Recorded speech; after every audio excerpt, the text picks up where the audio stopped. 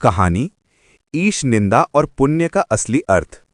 ईश्वर का अपमान या ईश निंदा पाप है और ईश्वर भाव से किया गया हर कर्म पुण्य है।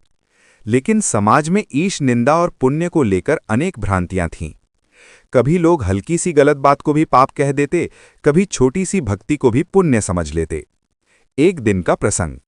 एक दिन कुछ लोग उनके आश्रम आए और बोले, गुरुदेव, कोई कहता है झूठ बोलना पाप है, कोई कहता है चोरी करना पाप है, कोई कहता है चूहा मारना पाप है, कोई कहता है खेत में आग लगाना पाप है। आखिर पाप है क्या?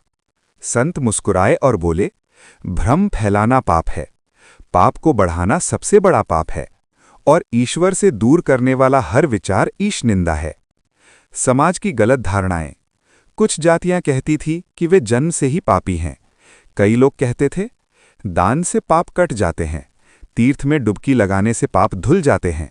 संत बोले, पालने में बच्चा पाप लेकर नहीं आता, पाप जन्म से नहीं कर्म से लगता है, और दान से पाप नहीं कटते, मन परिवर्तन से कटते हैं। लोक मान्यताओं की उलझन। किसी ने कहा, चूहा मारना पाप है, दूसरा बोला, लड़की के कपड़े बिखरे दिख जाएं तो पाप है, तीसरा बोला, महिलाओं का सीधे स्वर्ग जाना पाप है। किसी ने कहा, दाल चावल गिर जाए तो पाप। एक किसान बोला, एक दिन में जितना पाप करते हैं उतना शहर वाले पूरे साल में करते होंगे। संत ने शांत स्वर में कहा, इन छोटी छोटी बातों को पाप कहकर लोगों को डराना सबसे बड़ा पाप है। मनुष्य द्वारा बनाए नियम।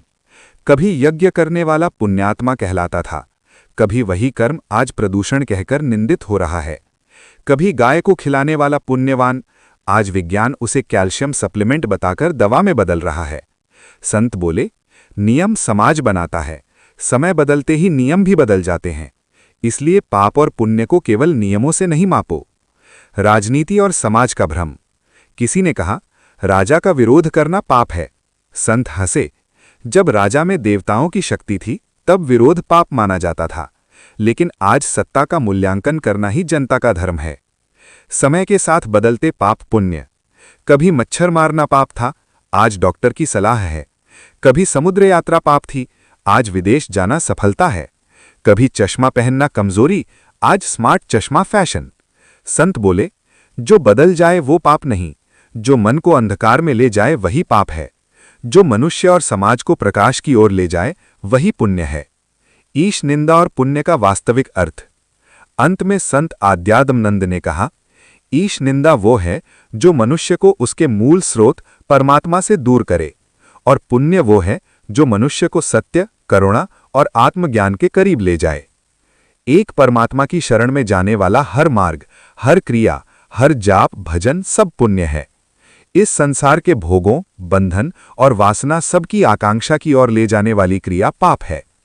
सभा मौन हो गई। लोगों को पहली बार समझ आया कि पाप डर की उपज है, पुण्य प्रेम की उपज है, और ईश्वर का असली रूप प्रकाश है, भय नहीं।